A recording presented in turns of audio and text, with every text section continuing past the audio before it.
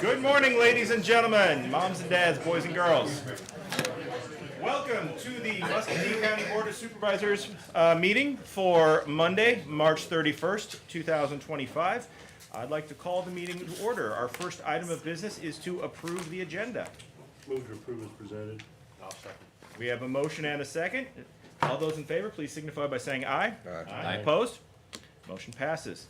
Item number 3 is discussion and possible action to accept claims dated March 31st, 2025 in the amount of $296,823.05. I'll move the approval. Second. We have a motion and a second. Any discussion? All those in favor, please signify by saying aye. Aye. Opposed? Okay, that motion passes. Item 4, discussion and possible action to approve Proclamation 03312501, Child Abuse Awareness Month, April 2025, with Lindsay Phillips from the Muscatine Community Partnerships for Protecting Children. Good morning, Lindsay. Good morning. Okay, we have provided you with a proclamation that we would ask you to read and Get a approve little bit closer to today. the mic. Sometimes the home audience has a difficult Okay. time hearing this. All right. Thank you. Throughout the month of April, there will be different activities going on to recognize Child Abuse Prevention Month. And so just today, the proclamation, we can go over those. I can share any information that you may have, or we can move forward, whatever you like. Well, we just appreciate the work you guys do and want to promote awareness and nip that in the bud. Okay. I'd move. We have a motion. I'll second. We have a second. Any further discussion? All those in favor, please signify by saying aye. Aye. Opposed? Thank you. Thank you very much, guys. Item number 5 is a presentation regarding the Olympus Solar Project with Steve Morris from Invenergy. And as Mr. Morris comes up, I just want to, for anybody who may have come in late or didn't hear, we got just, because of the number of folks, we got some housekeeping. We're not intending to have a discussion with Invenergy right now. So anyone who wants to contact, I'm sure they'd be more than willing to speak with. What this is a presentation, and then a public comment section at the end of the meeting. You'll have an opportunity to speak your piece. If you've, and again, would ask if you sign up. Where's that sign up sheet? You got it? All right. So if anybody else decides they want to speak, then please ask for this sheet. Mr. Morris, take it away. All right. Sweet. All right. We're live. Good morning. Yeah, I'm Steve Morris. I'm a developer from the company Invenergy. Invenergy is a renewable energy developer. I just want to thank the board for allowing me to speak today, representing the project, and kind of give you some background of the information on kind of where we're at, kind of us forecasting forward and what we're anticipating doing in the next few months, and going from there. So, yeah, I'm Steve Morris. I'm out of the Denver office. Invenergy is a Chicago-based company. I'm also here with Merlin Bartz, he must have left the room, and David Volmar. They're our community affairs representatives as well. And then Hugo Ortega, who's our land agent, helping us out with the project. And then Sam Norris from Brown Winnick, who's helping represent us on some legal counsel. So, and this is Merlin Bartz as well. Great, so yeah, I mean, just a quick rundown, a little bit about me. I live in Boulder, Colorado. I'm originally from Minnesota. Grew up near Minneapolis. Graduated from the University of Minnesota Duluth with my bachelor's degree in exercise science. So worked in healthcare for actually 5 or 6 years. Decided to make a change, switch things up. I saw the need for increased power generation. Decided to switch careers. Got a master's degree in renewable energy from University of Colorado Boulder, which brought me to work at Invenergy. So, that's kind of where we're at, and I'll kind of jump into it. And I guess before I even jump that far, I want to give you an overview of the project, background on Invenergy. We're planning to permit this project this year, so I just wanted to be here to kind of give you a heads up and some information that you can pass on to other members of the community. So Invenergy is like I said, we're a developer of renewable energy projects. We actually have a history in natural gas projects as well. So we're a developer, owner, operator of projects all around the world. We primarily focus on projects in the U.S. And total, we've developed 209 projects, totaling 33.8 gigawatts of energy. It's quite a bit of energy spread across wind projects, solar projects, storage. We're getting into offshore wind, transmission, hydrogen. Basically, the theme is we've been in development for since 2001. We've got a lot of experience developing large utility scale projects, and we're excited to be here in Muscatine County to work with the community. So we pride ourselves on our impact, both on environmental impact improvements, economic development improvements, and also just relationships with the communities that we serve. So up on the screen, it's a little small, but those are some of the examples of ways that we provide an impact. Financially, we contribute to landowner payments, property tax values or increases, local staff salaries for those that work on our projects, both in the construction phase and in the operations phase. A significant amount of money that comes from these projects. We support local jobs as well, both, like I said, during the construction operations terms. And all of our projects power a high amount of electricity. And our total projects last year powered 12.5 million homes.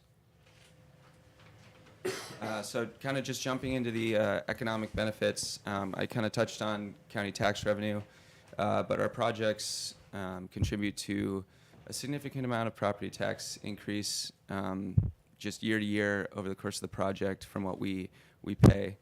You can use this property tax amount for rebuilding roads or putting it into the school system or other improvements that you see fit in the county.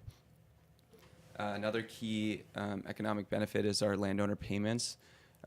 This project's going to be roughly 40 years in operation, and during the development term and into the operations term, we compensate our landowners for being in the voluntary easements that they sign up with us. So over the course of the project, we'll be contributing to $2 million on average annually for those payments.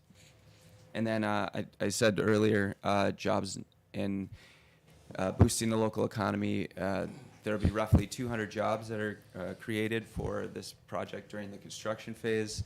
We'll have a contractor come in and hire locally, and also bring those from out of town as well. And those members will, use your hotels, eat at your restaurants, boost the economy that way as well. And then there will be roughly 3 to 5 permanent jobs during operations phase. Those members will be on the solar field, routine maintenance, making sure that everything's looking good, and they're, that's their main role there. So, all right, so into the project. Olympus Solar is a 200 megawatt solar project. It has a 50 megawatt battery storage component. The project area has shrunk in size over the course of time. We originally started signing land easements with landowners in the area back in 2019. And as we've progressed the project forward, we've reduced the project size down to basically just east of West Liberty, out to Atalissa, and then following the Cedar River down to Nichols. That's our general project area. But as we continue to complete our engineering and environmental studies and other due diligence, that's going to shrink even further, and we'll be able to provide an actual layout down the road fairly soon once we get that information back. So the project's the size of the project is large enough to power approximately 40,000 American homes. And we'll use a single axis tracker with bifacial panels, which basically means that the tracker is going to follow the sun to optimize electricity generation, reduce glare, so there shouldn't be any glare from the panels from doing that. And then the bifacial factor means that the panel's going to be able to take in electricity, solar energy from the top of the panel and from the backside. So when it snows, the reflective light off the snow will increase the power generation as well. So we'll use polycrystalline silicone panels, which don't have any toxic metals or anything like that. Most of the panels are made of glass, aluminum, silicon. The steel racking that we use is steel and copper wiring. So generally safe materials for the solar panels. Why here? It's a flat area, good transmission. The community the landowners that we've approached have been receptive to the project and wanted to join us. So that's a big key and a big part of why we chose this area. We have our generator interconnection agreement, which through the Mid-Continent Independent System Operator, MISO, has granted us. It's basically a long process in which we have to go through a series of studies to make sure that we can connect our project to the local grid and that the transmission system can handle it, and that other projects and other, even gas projects can coexist together on the same line. So we have that. That's a big achievement there. And we'll be connecting to the Sub 92 substation, which is kind of in between West Liberty and Atalissa. We have about 5,500 acres signed up currently in our easements. We're actively looking to kind of complete the land campaign. We have the majority of the land that we need. We just need a few pieces for connectivity. But even though we have 5,500 acres, the actual solar project will only take up roughly 1,100 acres. So it's a lot smaller. But basically the idea there is we're trying to sign up as much land as we can in the area to find good connectivity pieces, run our studies, which I'll touch on here in just a minute, which eventually reduces the project size. So part of that is, we want to optimize our energy generation while reducing the impact. I think my slide's frozen, but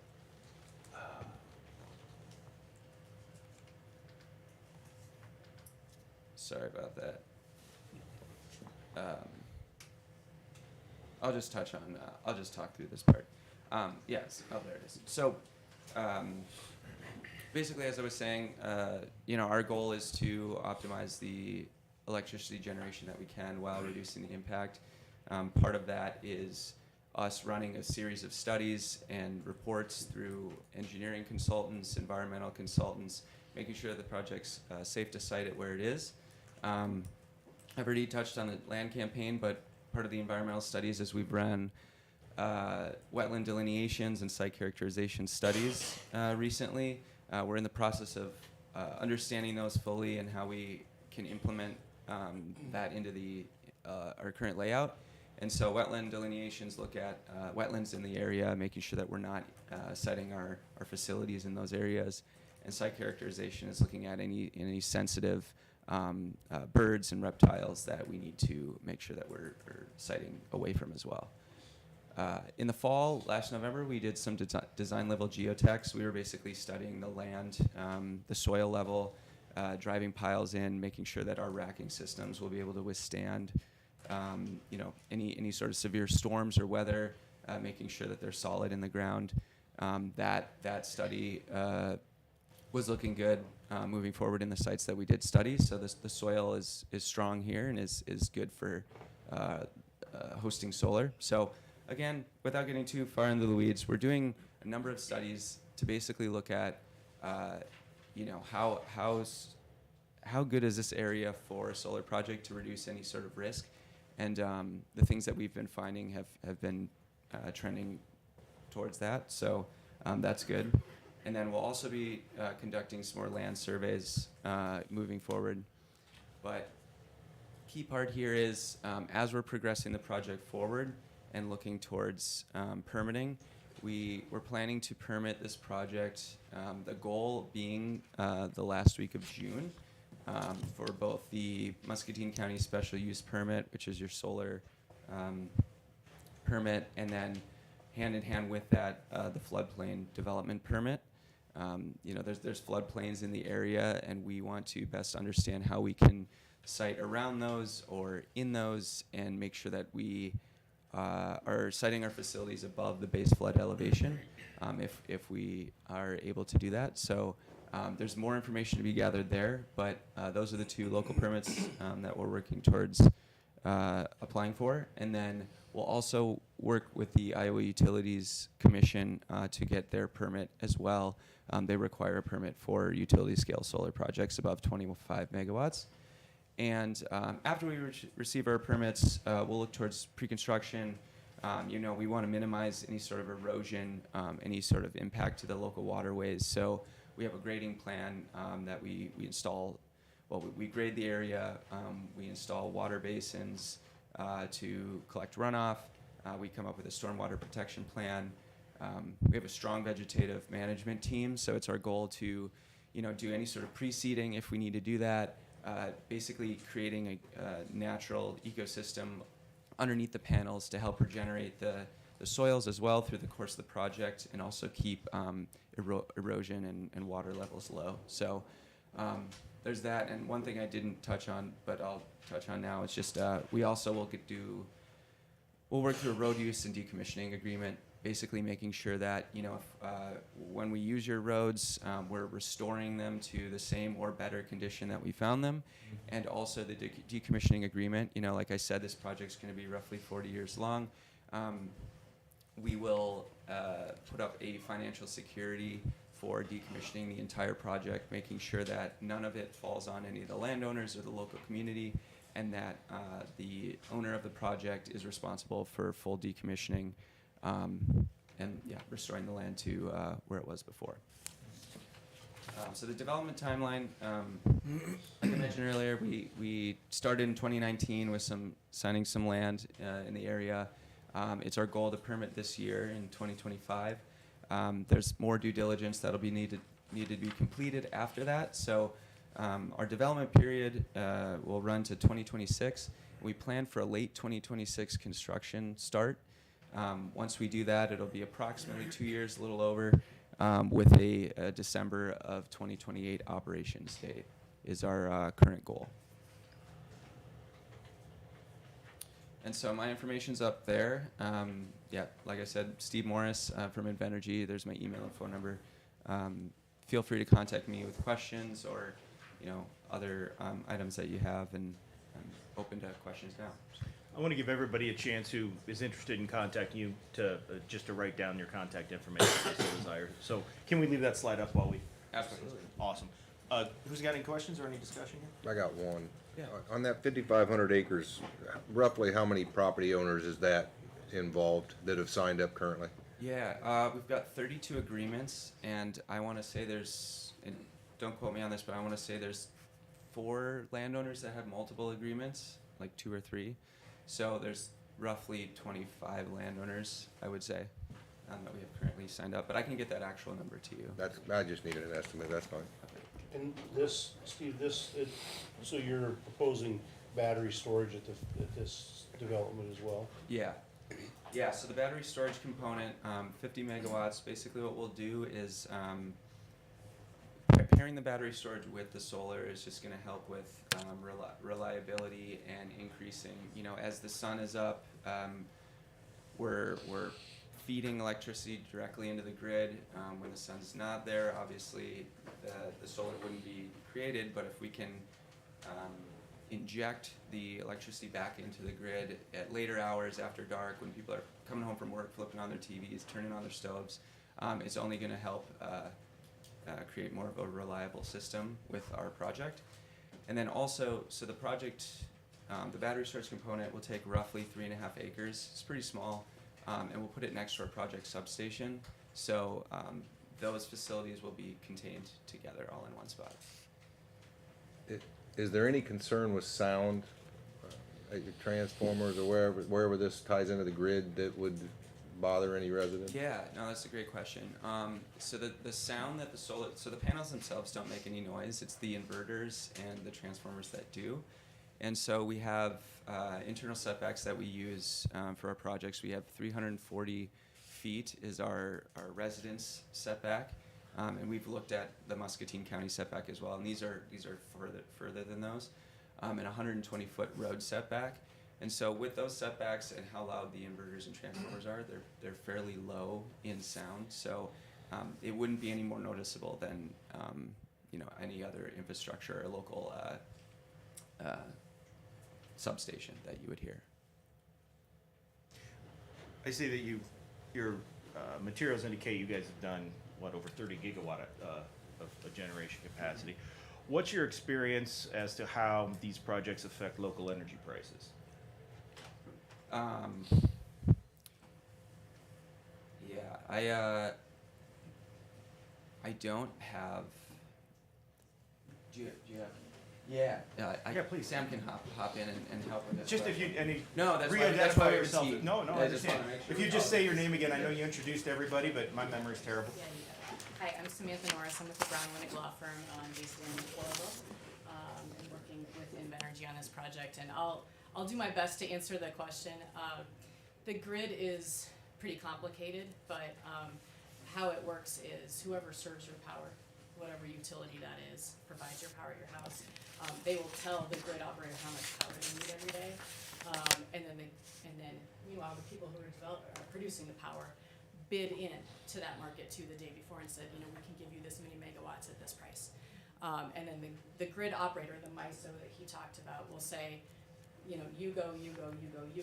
And so when you have renewable energy, which is typically more affordable than other forms of energy, that is what is put on the grid, and then that is what you end up paying. So renewable energy should bring your energy prices down. Your energy bill is full of different line items, as I'm sure you've all seen. It would bring down that, typically the energy adjustment clause or that cost of energy on a monthly basis, and that is how renewable energy helps keep energy prices down. Thank you. Nathan, may I add something? Yeah, please, Merlin, come on up. Am I loud enough or I need to get up there? For the home audience, for the, the two people that generally watch us online, we like to keep it loud enough. We might have a couple more today, I don't know. All right, so I do a local outreach also for Invenergy. We have had some conversations with economic development here in Muscatine County.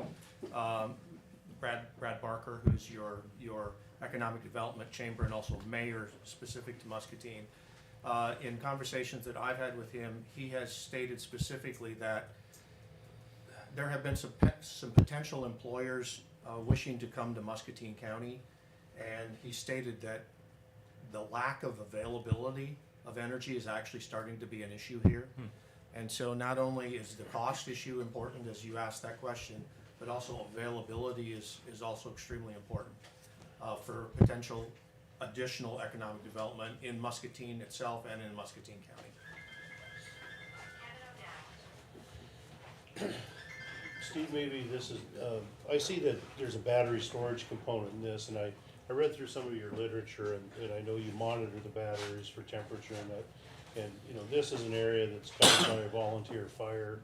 Are there any special things that the communities would need to be aware of in related to batteries and what kind of additional complications they might bring to any firefighting efforts? And hopefully, always want to be prepared in an emergency, but are there things like that, or does Invenergy, do you have a local process that you utilize to help our emergency managers? I saw you do some, you have trials or, what do I call them? Yeah, come on. Training.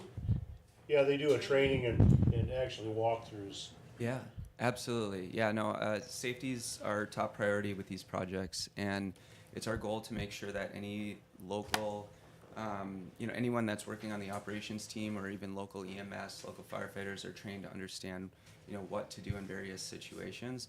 And so fire comes up a lot for sure with battery storage, just because while it's a fairly relatively new technology, we've learned a lot in the last few years from various fires that have happened. So there's a couple parts to this question.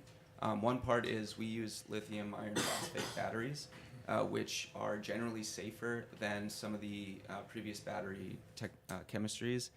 And secondly, while we train our local operations staff and firefighters to understand what to do, the fires themselves, the systems are set back far enough that they're not going to affect any of the other local houses or roads. In the case that there would be a fire, which is unlikely, but if there was, we have a monitoring system from both at Invenergy's headquarters, and then the operations team has monitoring as well, that they can understand when the temperatures of the batteries are increasing and how to reduce thermal runaway. Basically, we have fans in there to help cool the batteries, and in the case that there is a fire, it's mostly a let it burn kind of situation. You just let it burn, and you try to cool the other batteries around it. And so, yeah, that we basically train the local staff. It wouldn't be on the local firefighters' responsibility to come in and fight that fire. It's mostly, it's contained. It's contained to the containers that we house the batteries in. And so, yeah, we just observe it and maintain it and make sure that the surrounding area isn't catching fire itself. So, Thank you. How many current projects similar to this has Olympus completed and is operational now? we have 53 solar projects that we've completed. That are completed and up and running? Yeah, that are up and running. What seems to be your biggest public outcry or issues with the community after, what's your feedback you get from everybody once they're operational? I mean, so landowners are a big key part of our process with having these projects, and it takes a whole host of landowners to be involved and want to participate in the project. So we take feedback from them. I personally haven't heard much from our landowners on our solar projects. In Iowa specifically, we traditionally haven't been developing as much solar. Wind has been more generally the focus, just like how in Wisconsin, solar's been more of the focus than wind. So as we're kind of getting into the solar market here in Iowa, we're just looking to find the smoothest way of doing that. And I mean, as far as like concerns, it's typically glares. Are the panels producing any glare? Are there toxic chemicals in the panels? How's it affecting the water? Like those are the typical questions that I believe I've kind of addressed. But yeah, generally positive feedback. We've seen some indication, various information we've been exposed to, that particularly the coatings or films on the panels can contain toxic chemicals like PFAS or anything like that. Do you use PFAS-free panels, or how does that work? Yeah, so the panels that we use, the polycrystalline silicon panels, do not have PFAS in them. Oh, great. Yeah, the older panels technologies did, but the ones that we use now do not. Wonderful. Yeah. Anybody else have any questions, any discussion points? I have a question. Mm-hmm. About 10 days ago, I drove up to central Minnesota to pick up a piece of equipment. And just south of St. Cloud, there was a large solar field. And it was I couldn't see across it, and I couldn't see the end of it. So it was pretty big. And so that there was about a 12-hour driving time that I had through it, so that gave me time to think about this. And with all the talk and consideration for wind and solar, it got me to thinking about this. The size of the footprint that it takes for this, let's see, 1,100 acres, that's 2 square miles roughly, that'll be used in whatever the area around it is. And I don't know the amount of energy that this will produce in correlation to say a natural gas fired power plant, and the efficiency of one to the other. Tell me why you would generate power in this fashion as opposed to being able to put in a natural gas fired power plant with a much smaller footprint and go a different direction. And this is all hypothetical, just things I thought about when I was driving, and can you shed any light on that for me? Yeah, no, that's a great question. Yeah, I mean, with solar energy, it takes up, as you saw, a significantly more land than a natural gas plant would. But in contrast to that, the electricity that's produced is 100% clean and renewable.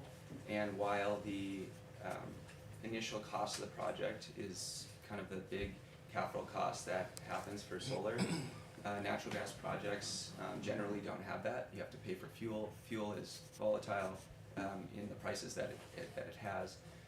And so the sun's going to continue shining. We're going to be able to continually take in that electricity and use that for our panels.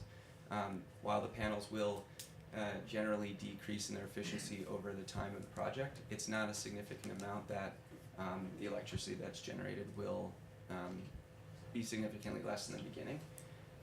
And so, I keep going back to our landowners, but our landowners also want to lease their land and participate in this. And so when that happens, it allows them to kind of harvest a new form of crop, essentially harvesting the sun on that area. So there's many different ways to look at it, but that's generally the way I see it, and I think it's And Sam would like to add something as well. So go for it. Sorry. I just wanted to add too on that. His lease point I think is a good one. The farmers and their families can retain that land permanently rather than selling it to someone. I think a lot of the gas plants that you see are built on land that they own. There are some environmental differences between the two. And then lastly, many places in the state of Iowa are facing natural gas constraints. Like we can't get enough natural gas into the state to fuel certain economic development, new manufacturers or the like. So it may or may not be possible to get enough gas to fuel a plant of that size that would serve the load here.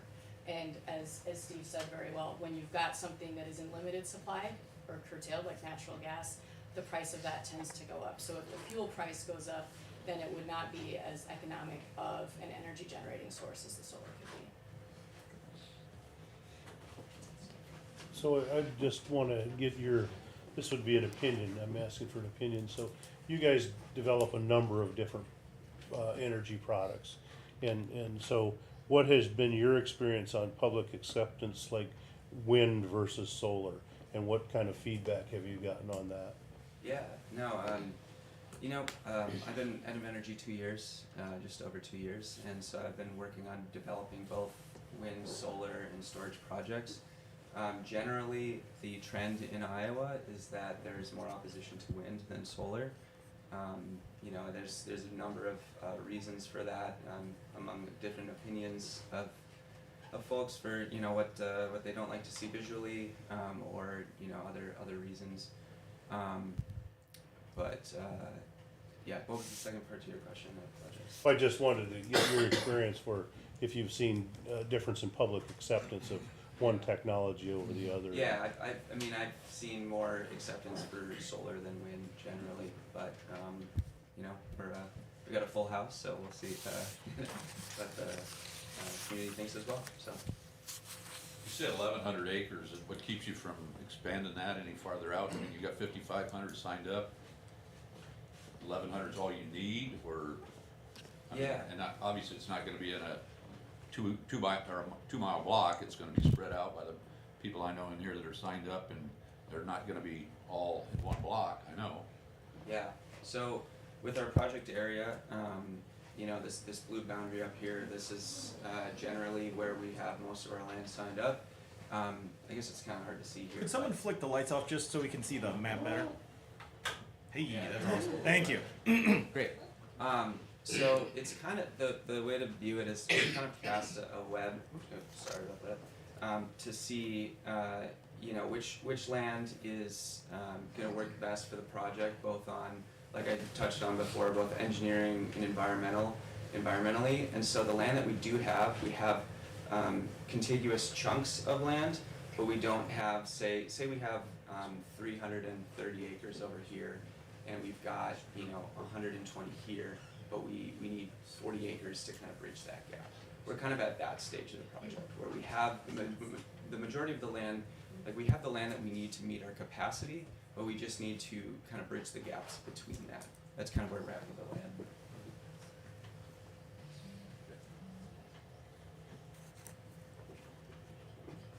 Yeah. Just to be clear too, we need, we have to abide by whatever we get from the grid as far as the size, and I think, he touched on that, but also whatever permit we're granted, so if we apply for 200 megawatt solar and 50 megawatt battery, we can't just go and build more without coming back to the county. Same with the Utilities Commission. We get a permit for a certain capacity, a certain size, and we can't vary from that unless we go back to them for permission, so. Would you It's mind not gonna be grabbing done in dark of night. So is that permitted capacity something you reach out, or is that what MISO would say will allow? Is it based on the size of the substation and the infrastructure that exists, or? Yep, no, great question. So what I mentioned earlier with the generator interconnection agreement, we received that from MISO, and they've granted us 200 megawatts of generation. So that's the maximum amount that we can build. And so with that, the 1,100 acres is the max amount. Well, it's more of an estimate because we don't know exactly if it's gonna be 1,120 or, 1080 or whatever it is, but it's around that amount, to come up for the 200, megawatts of electricity. This may be a question more for Sam or for Merlin or whomever, but we always hear rumblings that Des Moines is considering, with different degrees of seriousness, simply removing any kind of local control from regulating renewable energy. What have you guys heard about that? What's that look like? Is that in the offing? What do you hear? And as far as I understand, he is a former state rep and county supervisor, so imagine he's got a finger in a couple pies. We used to say in the state legislature, everything's been said, but it hasn't been said by everybody. So I'll try to make this as quick and simple as possible. I served as Jim Hahn. I was down for Jim's funeral last week. Served with Jim Hahn when when the livestock wars were fought in Iowa. And some of you might recall back in the 90s, 95 I think was the first state legislative bill regarding that. In 2002 the matrix was formed. And basically what happened with that is it was in response, the privilege or the rights granted to the counties, in some cases, the opinion was corporately that those privileges and rights were being abused. And the legislature took away that control of the counties and did basically a statewide legislation. There are some folks that believe that the same thing is happening, that this is just a repeat. Now, there's still some difference of opinion. I believe there have been statewide siting bills introduced the last two legislative sessions. I believe the one 2 years ago didn't get very far, and I believe the one this year is dead, if I recall correctly, by monitoring some of that. But the debate is probably still going on in the legislature as to if Iowa has reached a point where some counties have abused the privilege or the right of siting. And the best example I can think of is, and this is a hypothetical example, where a zoning ordinance is passed, but it in effect is a perpetual moratorium. And when counties do something like that, I'm from Worth County, and actually there was a case filed up there that has been appealed, but Worth County did lose that case, where the county not only lost in the district court based upon vested rights, which you would understand that in your position, Nathan, but they also lost based upon bad faith, meaning that they really didn't want any siting in the county. They passed an ordinance that looked like a zoning ordinance, but it was basically a prohibition. And so that becomes the statewide issue. How many counties have moratoriums in Iowa right now? Is it 50, something like that? How many? About 50. 50. Yeah, if I recall correctly. So So any development, or? For solar? on any. Wow. So that's why it's probably popping up in the state legislature. Does that answer your question, sir? Yeah, absolutely. Thank you. Appreciate that. I see one other question. Well, two-part question. Number one, is Invenergy just a developer? Would they sell this project off to somebody to operate, or would that be something kept in-house? Number one. Number two, what about like vegetative screening, around the project? Yeah, Invenergy is a developer, owner, operator, so on a case-by-case basis, we do one of those three things. In Iowa, we've found contracts with other utilities to sell our projects to. In other areas of the country, we've negotiated power purchase agreements, things like that. So we're kind of at the stage right now where we're not, we haven't signed any contracts. We're not at a point yet where we've done that, but we'll be looking towards doing that. So this project could eventually be owned by another company. And then the second part is we have a vegetative management team that specifically looks at, looking at previous solar projects that we have developed and how can we best maintain, good soils for the life of the project, reduce erosion, things like that. So we have a fully staffed team to come up with a plan before. Well, and I appreciate you said that earlier about kind of the soil cover, but what about trees or other type of things that obstruct the view from public lands or not included lands? Would you have anything like that, so we're not looking at a bunch of solar Oh, panels? sure, yeah, we can do kind of some vegetative screening in that way, in which Okay. we plant trees and different things to kind of block off, so if it's not, as favorable for a landowner or something, that we can do that kind of thing. Okay, thank you. Can I add to that? Yeah, please. Also, we're. What was your name again, sir? I'm sorry. Yeah. My name's David Bowler. We're also working with Pheasants Forever on beneficial habitat, what that means to them and how we can do that. Also, my previous job, I worked for a line for 15 years. Was working with exclusively Iowa State University and looking at solar fields, how can we plant pollinators that support beehives, and they are working on that, which has moved quite, I think Iowa State's the only place working with solar on those projects like that in the United States. So we would look at that. Is there an FFA chapter that could start beehives and start selling honey? Those are things that we would look at as well when we're talking about vegetation. Okay, thank you. Anybody else? I just wanna make sure I understood, I jotted this down, length of, time, 40 years is the length of time of the, That's our projected right now. With our signed easements, we have a 25-year initial period, and we have the option for another 25 years. And so typically solar projects are around 40 years, and that's what we're slating this project to be. is that determined by the life of the panels themselves, is that correct? Yep, part of it is the degradation that the panels will have. So, is it possible that they would just come in and, if this works as well as one might hope, that they would come in and just set a new field? So there's an option for, with the decommissioning, a couple things. So at the end of the term, or at the end of the project, if it's within that 50-year timeline, there's an option for us to repower, in which we'd have to renegotiate easements with the landowners to I continue understand that. Or the other part is, when the panels are reaching their end of life, we'll decommission. So we'll take down all of the racking, all of the solar. We'll repair all of the roads. If the landowners want to keep the access roads, they're welcome to do so. But then we take everything above ground up to 3 feet. So, or 3 feet and above. We'll remove and restore, we'll decompact, we'll provide crop compensation for the landowners during that time too, so. What would be still in the ground 3 feet and below? We got, concrete, pillars that these stands are poured into, or help me with that? Yeah, so the racking itself is just steel rods that'll go straight into the ground. So there's none there. There's a cement pad for like project switchyard or substation that could go on. So we'd remove that down to 3 feet and then put soil over the top.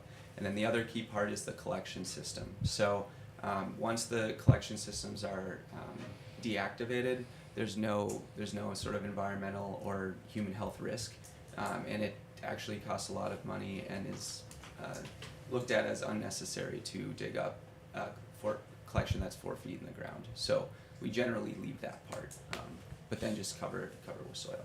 Yeah, if I understand you correctly, you're gonna have concrete bases now on pads for any types of structure, per se, but, as far as when one thinks of the solar field and you see all the panels, out through there's little to no concrete out there, is that what That's I'm correct. understanding? Yep. And then they'll just go in and extract the uprights and. Yep. Yeah, there's the inverter pads, which the inverters will have some concrete, but the actual racking is just steel in it. Yeah, okay.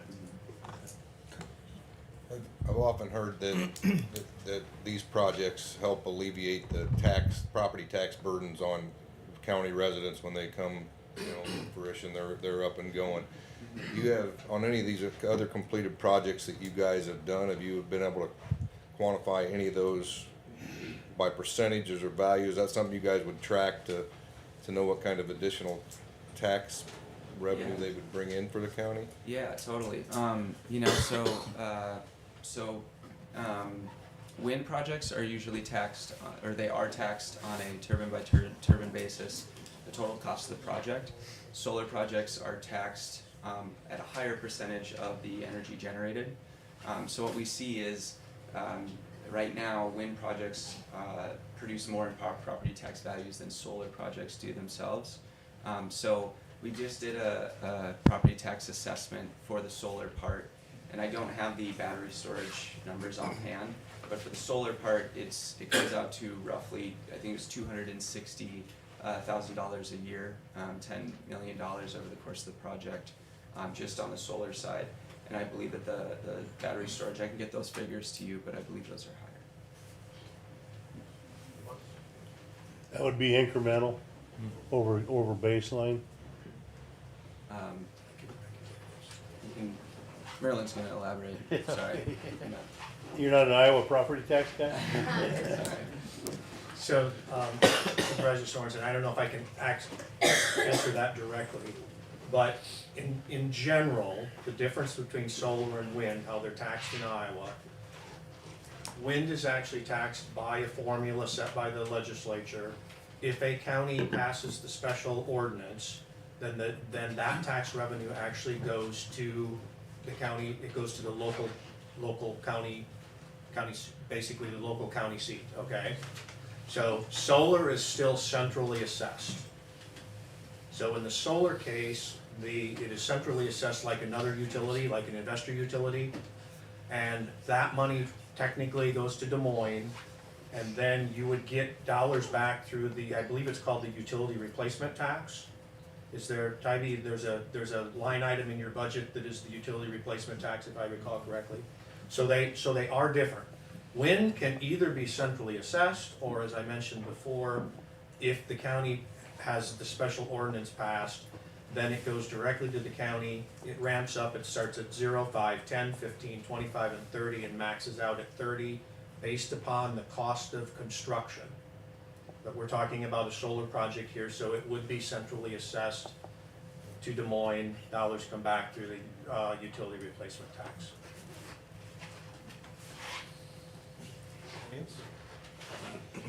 All right, well, Scott, did you have something? I have one more. Okay.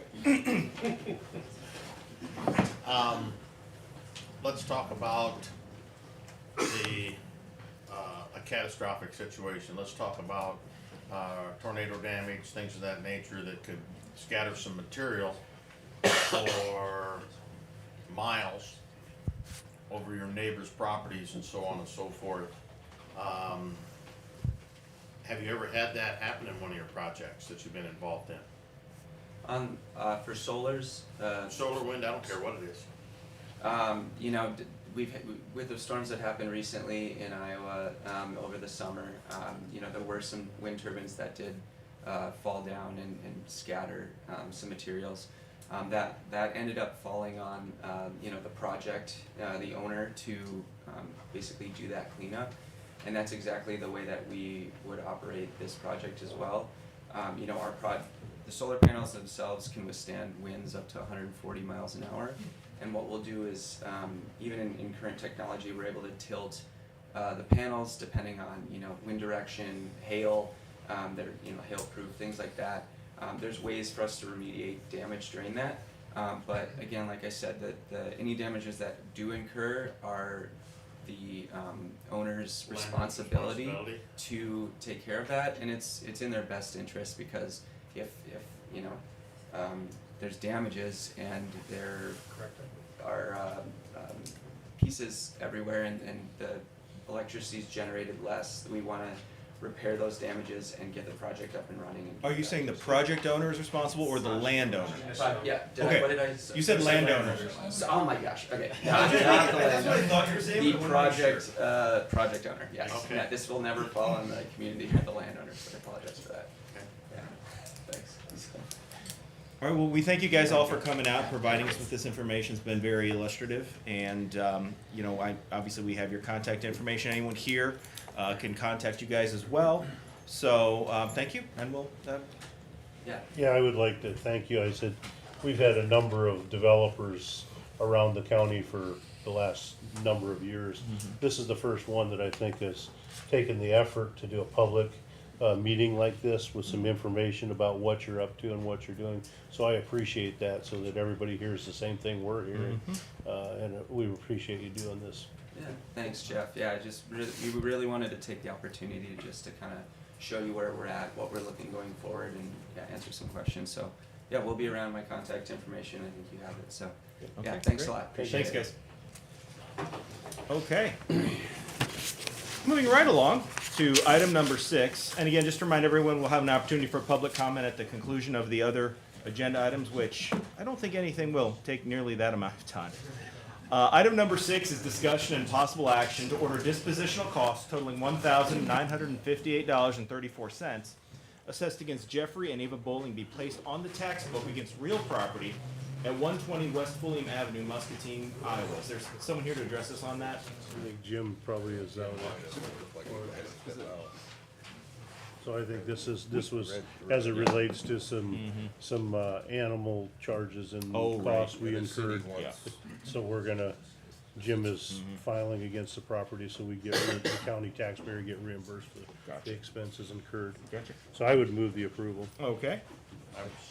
We have a motion and a second. Is there any further discussion? All those in favor, please signify by saying aye. Aye. Opposed? Motion passes. Next up.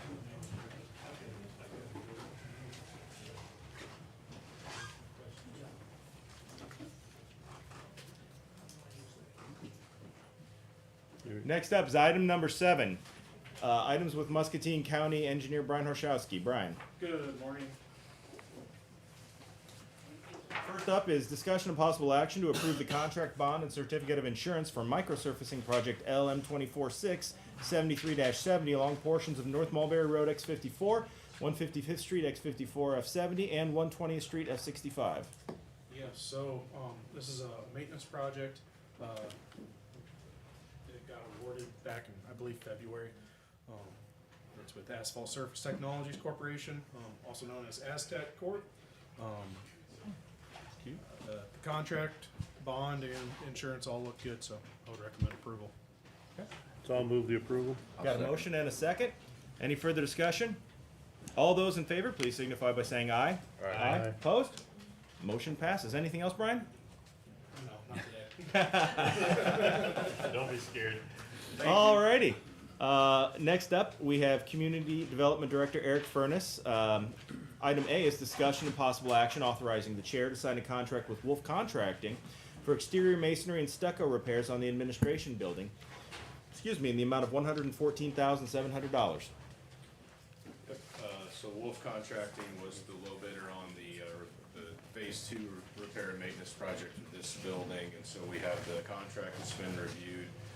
Got the warrants, payment bond, certificate of insurance, everything's in order, so we're just looking for approval to go ahead and sign a contract with Wolf, so we can get started on the rest of the repairs. This was already scheduled, Eric, already approved in our It's part of budget. our I capital just, I project didn't plan. recall it, so Yep. I, Yep, it's it's on this building here. Yep. I'll move the approval. We have a motion I'll second. and a second. Any further discussion? All those in favor, please signify by saying aye. Aye. Opposed? Aye. Motion passes. Anything else, Eric? I just want to give you a quick update. I know Katie was busy today, but we did the groundbreaking down at Deep Lakes for the campground project. That's well underway. All the vegetative grubbing's been done. The grading has been done. Late last week, they started on the installation of the sewer collection system, so the large tank was installed.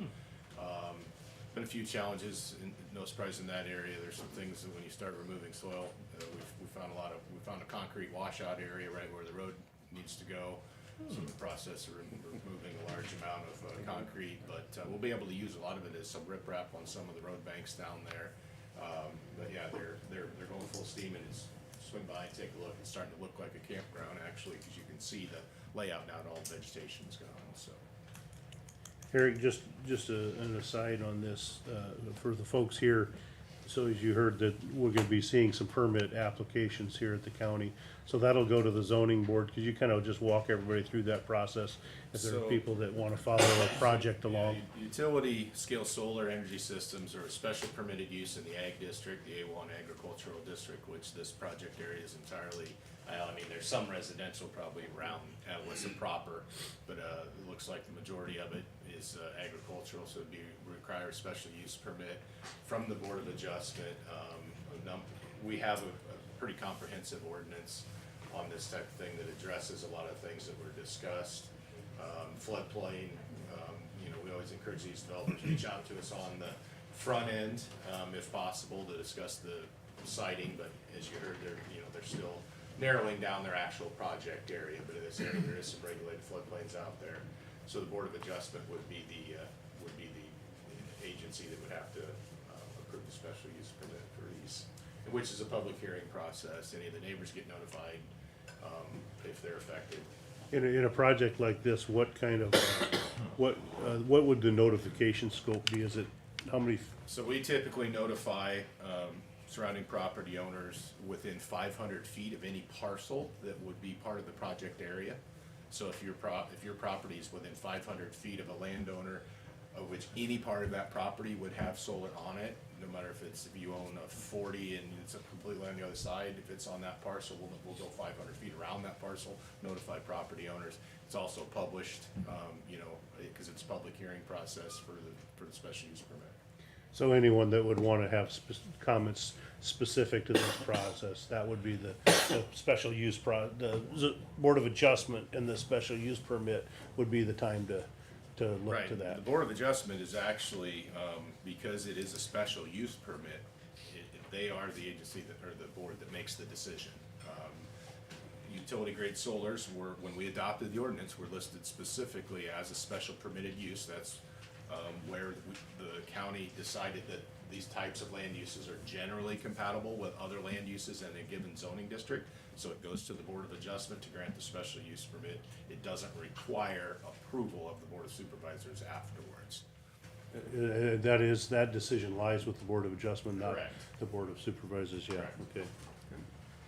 So our current ordinance would allow projects like this after it goes through the Board of Adjustments, but unless there's some outliers that would hold it back, a project like this would most likely because of our ordinance, would most likely get approved. Well, from a zoning standpoint, yes. I mean, there's a whole floodplain management ordinance that would be, hopefully that would all be addressed on the front end. The Board of Adjustment is not going to, I would hope, would not grant the special use permit if I'm standing before them expressing floodplain concerns. And even if the Board of Adjustment grants a special use permit, if they can't satisfy our floodplain ordinance, the project doesn't move forward.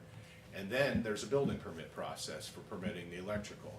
So all these things where they have to meet the NEC on, fencing, on all their installation. So Board of Adjustment is really zoning only, then there's the floodplain, and, there's environmental issues that go with floodplain, erosion control. There's multiple layers before anything starts being installed in the ground that have to be permitted. We were just discussing zoning under special use permit. Okay. Thanks, Eric.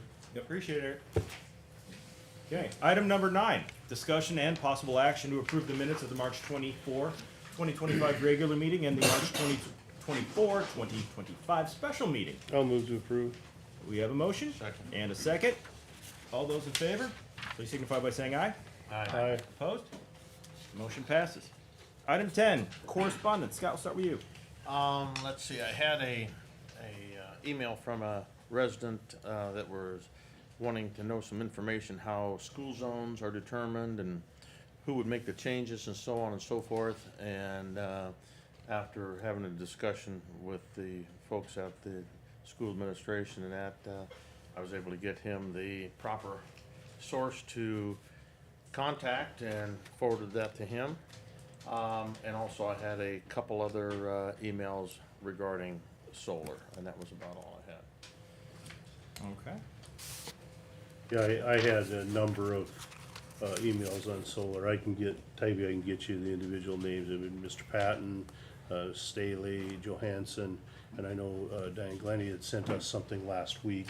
I think we got that into the minutes, so I did receive a number of those, and that was all I had to know. Okay. Yeah, I've also received quite a few contacts on solar power. Dave? Yeah, I think we all received those same list of emails that Jeff read off for solar, and I had another gal, Mindy Strong, reach out from Mount Payer about a culvert or something issue. I spoke to Brian, he went out and looked at it. I told her we went out and looked at it. She asked if we did. I don't know if she's convinced we was at the right spot, so I'm still a little confused on what she's telling us. So we may have to have another conversation with her to see. She said she'd meet me out there, but I didn't have time to go out there and mess with it. That's all I had. Kurt? Yeah, I had all the emails above. That's about it on that. As far as committees, I don't know if this falls under correspondence committee, but Jeff and I both met with the Muscatine County Farm Bureau Board on last Tuesday, the 25th. And then on the 27th, I had We Lead board meeting. Excellent. Dan? On the 25th, Mississippi Valley Workforce Development CEO meeting. On the 26th, Bi-State Regional Commission. That's all I had. Okay. On the 27th, I had the Community Action of Eastern Iowa board meeting, and I believe that was it. Jeff? And I just attended the Farm Bureau event with Kurt. Scott? On Wednesday the 26th, we had Region 9, and that's the only one I had. Okay. Next up, item 12, items with the administrative office. 12A is action to approve March 2025 payroll claims. I'll move the approval. We have a motion? Is there a second? And a second. All those in favor, please signify by saying aye. Aye. Opposed? Motion passes.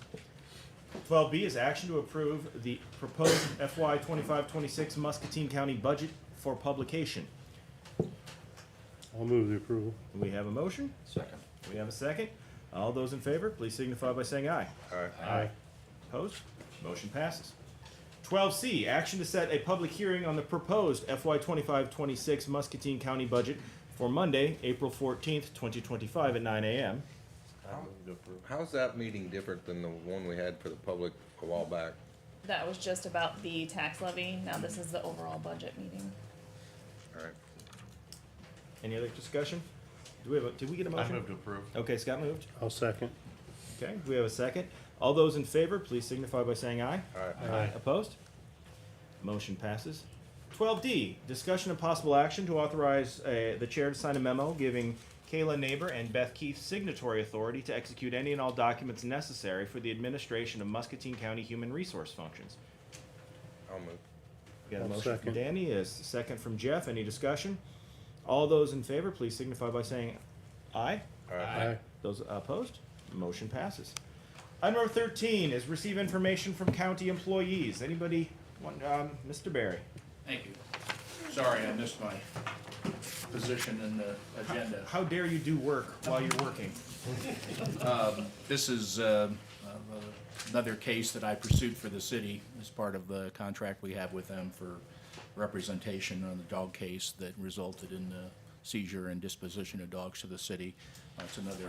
The item 6, the bowling. Yeah, we did approve that. So. Oh, I'm sorry. No, I didn't know that's you fine. did. That's all. fine. I just Your wanted to- explanation was excellent in your written stuff, so I appreciate that. Thank you. Anyone else from the county? All right. We are going to move into the public comment phase of the meeting, which I know folks have been eagerly waiting for. Tybee, do we have that list back of everyone who would like to speak? We do. Do you want to look at it? Who's the lucky winner? Well, how many do we have? 6. 6? Oh, that's all. Okay. Well, in that case, is anybody else who's not on that list would like to sign up to speak? Okay. Well, if you just call them out in order, I will keep a 3-minute timer. So I'm not going to drag you off or anything at 3 minutes, but if you could keep your comments pretty close, that would be greatly appreciated. Just the interest of hearing from everyone. You want to start calling folks up? Sure. Mark Patton, Wilton, Iowa.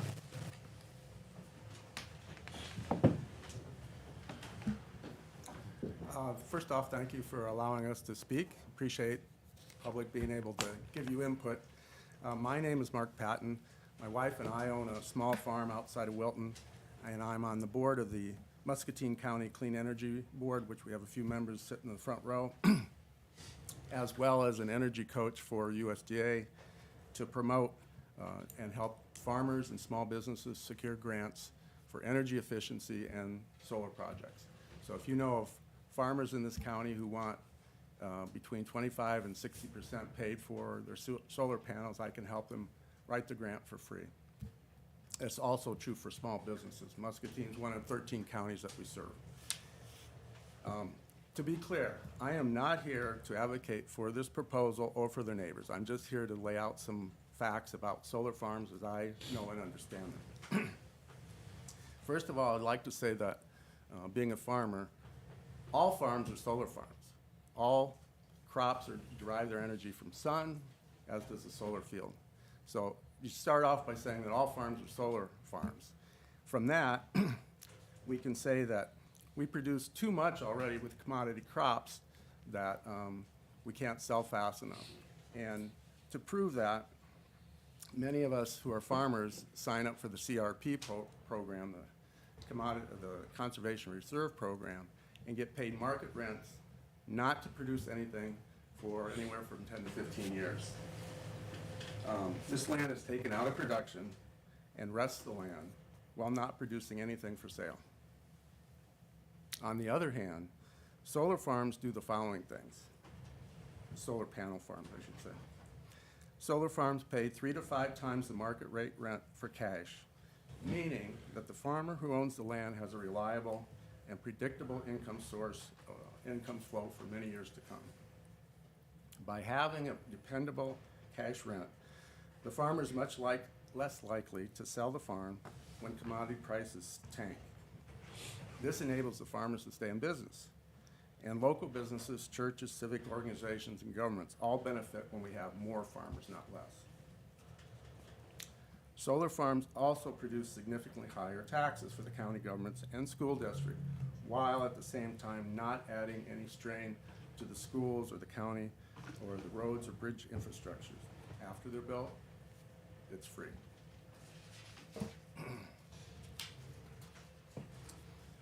Once solar farms are erected and operational, so after the construction is over, they do not pollute the water, they do not have runoff, they do not rely on the USDA subsidies to weather low market prices, they do not smell, they do not cause neighbors to complain from the smell, they do not require the farmer to take out large bank loans every spring just to put in crops.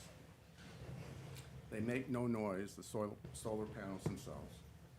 They are not affected by bird flu or That's corn. approximately 3 minutes, Mr. Patton. Appreciate it. They're not affected by corn borers or weeds or drought. The National Cancer Institute of the World Health Organization has not found any verifiable evidence that solar panels with low-level electromagnetic fields cause cancer. But they do suspect the greater likelihood of cancer comes from cell phone use, cell phone chargers, and cell phone towers. Thank you for your comments, sir. You're welcome. Appreciate it. And basically, And if you have anything in writing you'd like to submit to the board, please do that as well. I know you've sent us a few things, but please feel free to continue doing so. and I just want to say there is scientific proof from Loyola University. They documented 70 large existing utility installations, and they found no decrease in values or surrounding properties. In fact, they found a 0.5% to 2% increase in property value. Thank you. Thank you. Appreciate it. Who's next? David Shield, West Liberty. Mr. Shields? Yeah, thank you for allowing me to address the board today. Our father and I have my brother Dan here today and a brother Steve that's unable to make it.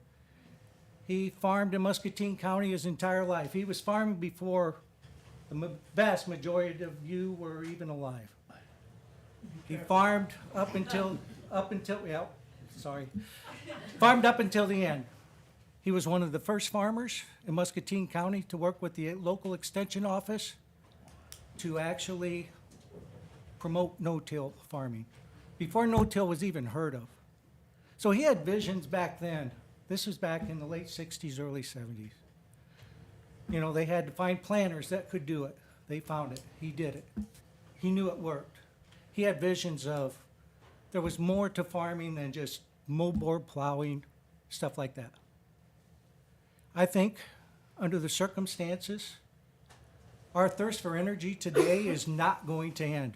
It's only going to increase. He would be proud to know that his farm is helping satisfy that thirst. It's a green, renewable energy source that isn't for a year, it's for decades and decades and decades to come. And we're proud to be a part of it too. I worked for a seed corn company for 43 years.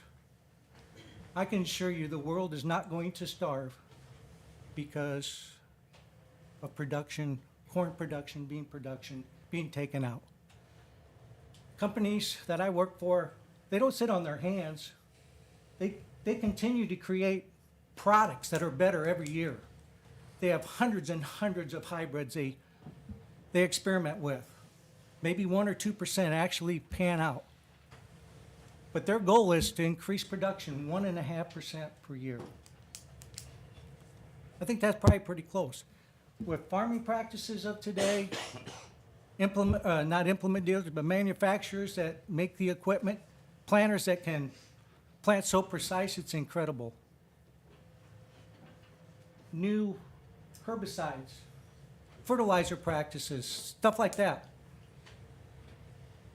There's a reason why yields keep going up, but yet the prices remain generally the same, even though acres are being taken out every year of production. That's what they're in the business for, right? So the world's not going to starve because of it's only going to benefit in the long run. So I hope I've saved some time for somebody else, and you're lucky to get me out of here in 3 minutes, so thank you. Oh, you're dead on. Well timed. Thank you, sir. Who we have next? Diane Glenny, Muscatine, Iowa.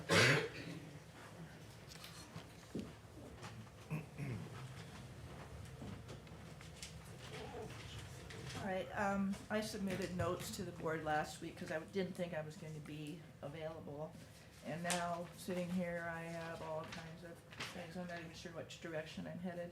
But I think the main thing I want to talk about is the personal part of this, that my husband and I farm. We're retired. We farm between Wilton and Muscatine. And in 2013, 10 families worked together to stop a nuclear power plant from being built within 2 miles of our house. We researched, we have a 30-page thing talking about all the side effects and all that, and we were able to stop Mid-American, which most people say can't be done.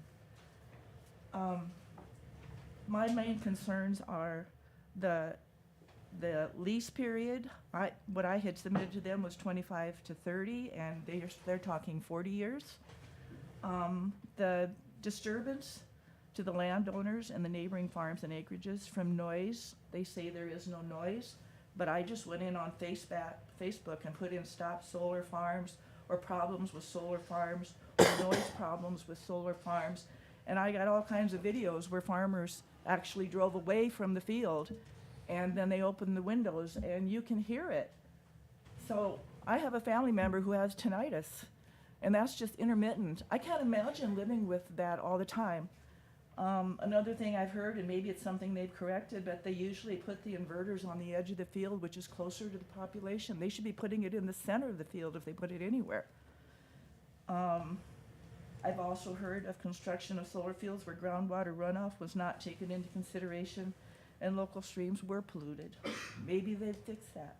But who's going to make sure this doesn't happen, and what remediation is this going to take to replace the local water supply? They said that when they do the decommissioning, the question I wanted to ask, I did raise my hand, I knew I wasn't probably going to be addressed, but they said that they just pull these things up out of the ground.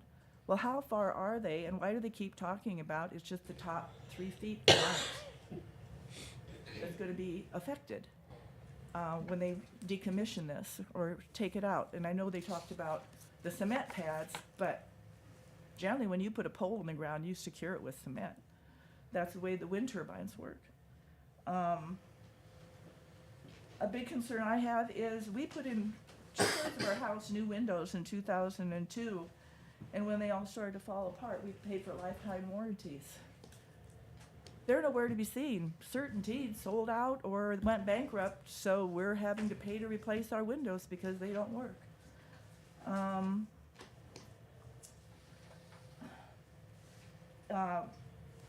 With the thing about if there's a major calamity, I just saw a picture last night where a solar field had been hit by a tornado, and there are shards, there is glass everywhere, and they said that they take care of that. Well, a wind turbine went down with a fire near Mechanicsville. The project leasee, whoever the company was, removed the main components. The farm owners are still walking the fields trying to remove the shards, and they don't know if they're going to be able to rent their land out because they can't guarantee that it's not in there. And you can't have that go into your combine, and you can't sell crops with that in it. Thank you, Ms. Glenny. Appreciate it. Can I just say a closing? Okay. This was from a Facebook page titled Pie-Worthy Solar Protest, which I guess is the name of a county. It said, leave the fields to farm, to grow crops and for animals to graze, and put solar fields on the roofs of homes, supermarkets, warehouses, and car parks. You can't grow food on a roof, but you can put solar on one. And the old phrase of good fences make good neighbors. Consideration for your neighbors makes good neighbors. Thank you. Appreciate it. And I know this is a serious question. I talked to some of the supervisors, and they say that one of the biggest problems is every farmer has the right to make the decision what they want to do with their land. We're farmers, I would want to do that. But in our dealing with the nuclear power plant, they weren't gonna be considerate of us. Our whole community was going to change. Thank you, Ms. Glenny. Appreciate it. Thank you. Rhonda Meredith, Nichols, Iowa. Welcome. Hello. My concerns are that our ordinances in Muscatine County are not up to speed. As solar and wind turbines have been accelerating lease agreements and looking at our landowners. So with this upcoming Invenergy solar farm proposal, my concern is that our solar ordinance, which were amended in 2021, do not adequately define requirements and safeguards to the county and non-participating landowners. For instance, we have no cap on total acres of solar field per project. In neighboring Cedar County, who have 2-year-old ordinances, they have a cap of 640 acres per project. This is 1,100. 5,500 down to 1,100, but they have a cap. We have no definition of the CSR2 rating and precise regulations like that for the proposed site. Cedar County, for instance, has specific definitions about the rating and reference to solar farms. We do not have in Muscatine County ordinances a specific setback in linear feet or miles of solar structures, and that needs defined, especially for the adjacent non-participating landowner. We have nothing about transfer of the leased property should those who are signed up and get solar fields on their farms sell their property and the addition and how that transfers as Cedar County does. And our decommissioning and site reclamation plan is very vague. So, it's very easy to go online and you can see our ordinances in solar in Muscatine County and chapter 9 and on, and then to go to any other neighboring county who has maybe newer ordinances. So in light of this fact, I just want to say that we have been waiting now 15 months when there was a moratorium on wind turbines to get the comprehensive plan finished for Muscatine County, which is to be the guidelines for new ordinances. It's just been finished this month. And so we have not had time to have public input meetings, to discuss everyone's pros and cons, and to get information so that the zoning committee and the adjustments county and the supervisors can finish what we started over a year and a half ago with the comprehensive plan, and that was to make our ordinances up to date. For that, I'm very, very disappointed that something like this is as far as it is, and our ordinances are out of date. Thank you. Thank you. Next up. Is it Dave Meredith or Dane? Dane, D, okay. It was the first time for everything, right? First of all, I want everybody to know I love farms, I love the farmers, but I'm opposed to the project, and I have a different angle to look at this. By training, I'm a metallurgical engineer. One of the things that the solar people don't talk about is what are these things made of? Well, the photovoltaic in a solar cell is made with gallium arsenic. It's a carcinogen. There are lead soldering in a solar cell.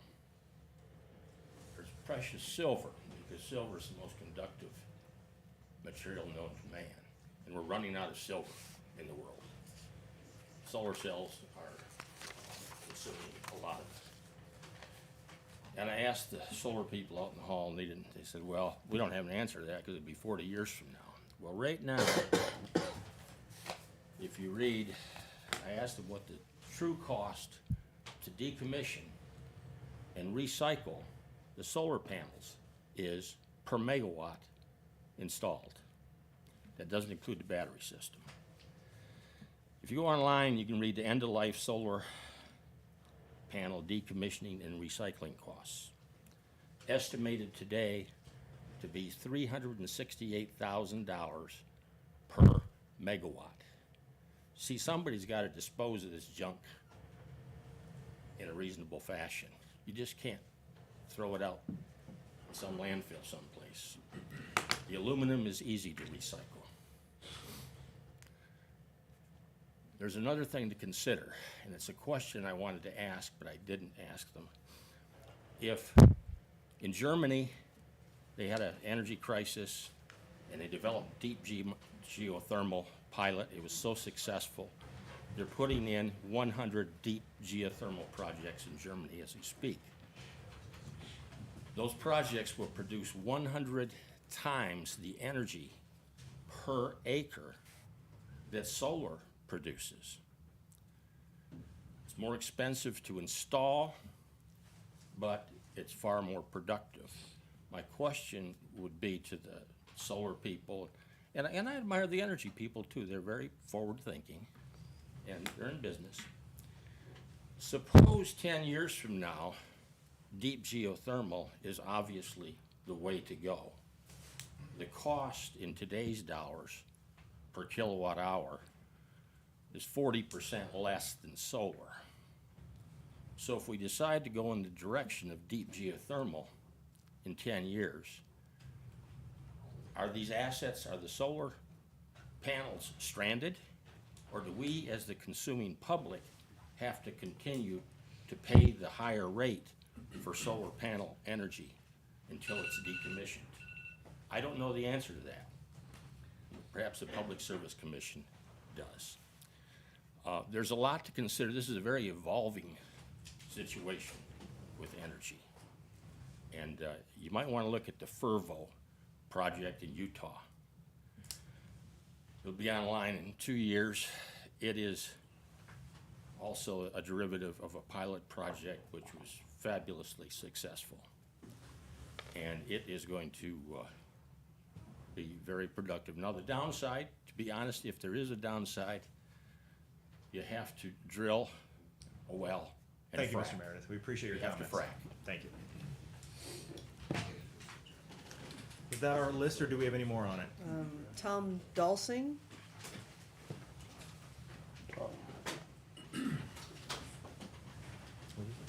thank the board for this. Very first question that Nathan asked the power company was, what would be the cost savings per resident? He didn't know, had to bring the lawyer up, they talked in circles, nobody knows. There is no cost savings. The power company is the one that's gonna dictate what you pay. They're paying less, they charge more, they just have higher profits. Living across the road from a proposed solar field is not my idea of living. Property values are gonna tank for the small acreages. They're not gonna wanna put panels up on my 10 acres, there's no way. But I'm not gonna wanna live across the road from it and have to see it. They also say for decommissioning, they supposedly take it out of the ground, they leave everything underground 4 feet, they leave it alone, they say it's not gonna hurt environmentally. I don't see how anything, all the wiring, all the substructure they bury is not gonna hurt the environment. The ground, the soil, and potentially the water system that you just can't plant. Plastic coated wiring, steel conduits, piping, underground, it's not gonna hurt something in 40 years, 50 years. They have the opportunity to sell it to the next buyer who buys it. So then the current landowner, are they gonna have issues with their contracts? Are those people gonna care at decommissioning what's gonna happen with the solar field? The woman spoke about the turbines getting blown out in tornadoes, catch fire, they burn up. These farmers are stuck with the obligation of cleaning their fields immaculately, or they cannot harvest their crops. Hundreds and hundreds of acres because one turbine went down in a storm. They cannot harvest because it's dangerous for the public. Just don't see it. What Mr. Meredith was just stating regarding the projects with the GEO in Germany and Utah, I'm familiar with some of those. There's pros and cons to everything. I just don't see where the pros are gonna outweigh anything except lining the solar company's pockets. It's not gonna help any of us reduce our energy costs by any length of means at all. There's just no way possible. Thank you for your time. Thank you, sir. I believe that concludes our list. Is there anybody else who would like to make a comment who has not already commented? I just wonder when they decommission, where do they take it? Well, man, that's a conversation you can have with them. Okay. Yeah. So- So if you want Would it to address the board and make a comment, that's what this time is for. If you want to get answers from the energy company, that would be something you do outside of this meeting. Okay, well, would you allow them to decommission them and leave them in our county? Leave all of the garbage? Well, What part of our ordinance would have a decommissioning plan?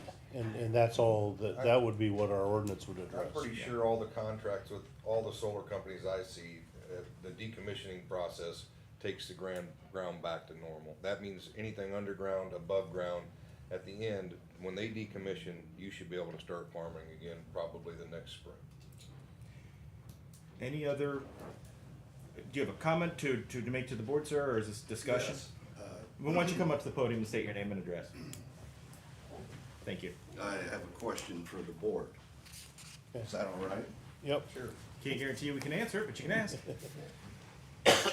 Dan Rouge, West Liberty. Do you know if all the energy produced is going to be used in our county? I don't know that. We don't. Sometimes that's sold on the grid, it might go anywhere. Yeah. I think you can guarantee it's not. I think it's the grid. I mean, the grid is an operator. They sell it into a market, and then where it goes from that market, nobody knows. I mean, If it goes out of the state or out of our county, is there any way that we can charge the company? You know, I pay 15 cents for every kilowatt I use in my house. Is there a way to charge them? Consider that. Thank you. That would be a continuous income for the county. And the other question that I have is, does the county ever consider putting any solar on the properties they own?